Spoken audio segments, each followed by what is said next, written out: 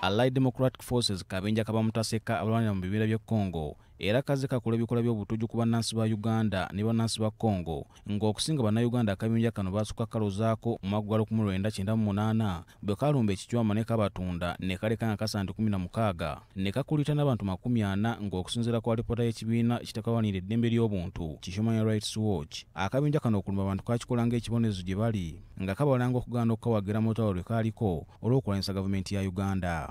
Mu Novemba w'omwaka gwa 2021 bannakampala nabo balooza ku bukambe bw'abatujju bano bwe balumba ekibuga Kampala ne bakola obulumbaganyo ku kibuga kya poliisi mu Kampala ne ku luguudo lwa Parliamentary Avenue okukkakkana nga abantu 3 baluguzeemu obulamu n'abalala ne babuukawo n'ebisago eby'amaanyi.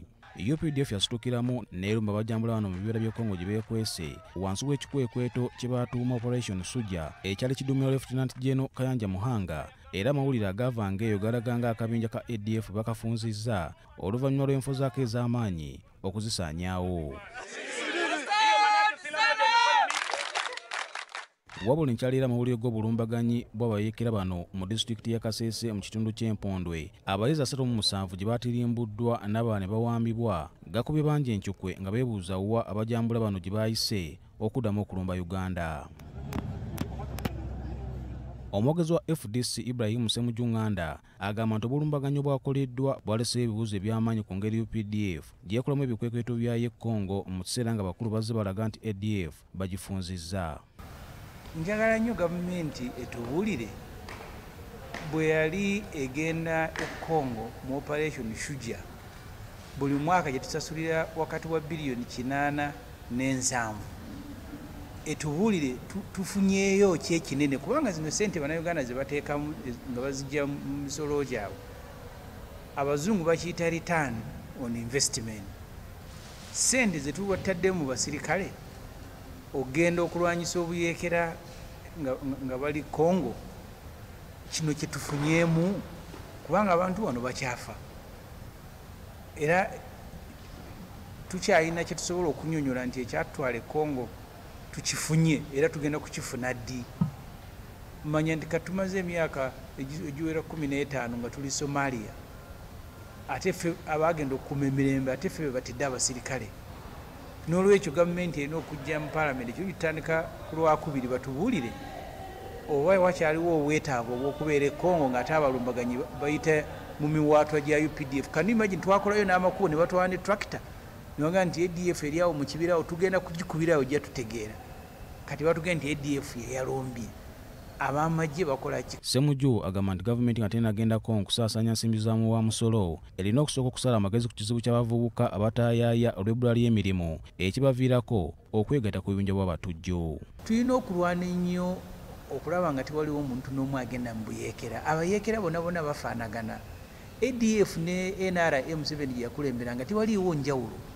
Kyova olaba e Luweero abantu abaafa nga Museveni alwana n'Obote e Luweero twafiirwayo bannayuganda bawera emitwalo 5 era nabo baabattanga mu nzita y'emu. So abayeekera oba ADF oba NRA oba Al-Shabaab oba ani tebalina kisa baba muntu nsolo.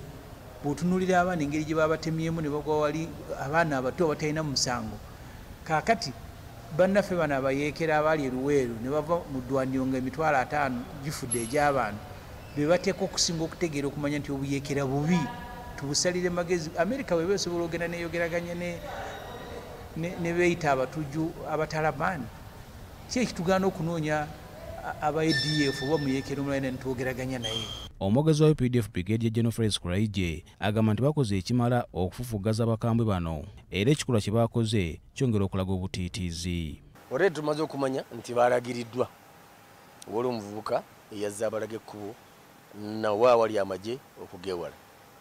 Omanyi lubeerera omutujju oba omuyeekera takola kikolwa nga talina wa kitundu amuyambako. Ekyokukola tukimanyi amagye gaffe gyegali naye nga ekiraga nti tibalina maanyi ekiraga nti baggweddemu amaanyi kwe kuwamba abantu ate bagende babakozesa okulwana. Kuraije agumizza eggwanga n'ab'enganda z'abaana bawambiddwa nga bwe bagenda okukola ekisoboka okulaba nga banunulwa nga n'abajambula balumbi abayizi bakukwatibwa. Kituyagala okukola kwekenneenya bwe tulaba nti wandiba emiwaatwa tuteekemu amagye.